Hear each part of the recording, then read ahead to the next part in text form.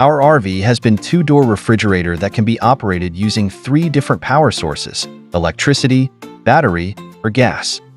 Turning on the refrigerator is as simple as pressing the button and setting it to the on position. Up to this point, no light will turn on to indicate that it's operational.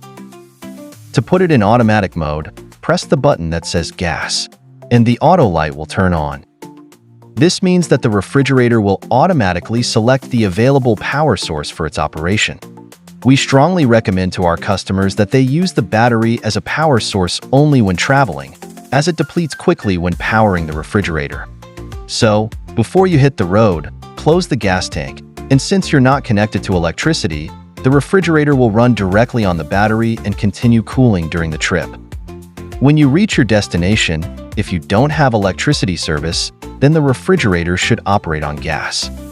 To switch to this option, first open the gas tank, and then you must deactivate the gas button.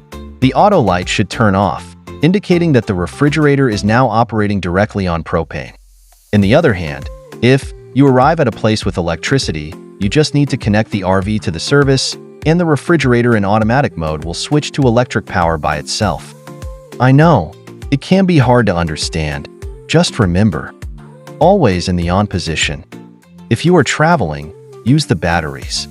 If you are parked at a campsite with services, use the electricity. If you don't have services at the campsite, use gas. Don't forget to subscribe to see more videos like this, and the most important, don't forget to enjoy the ride. See you soon.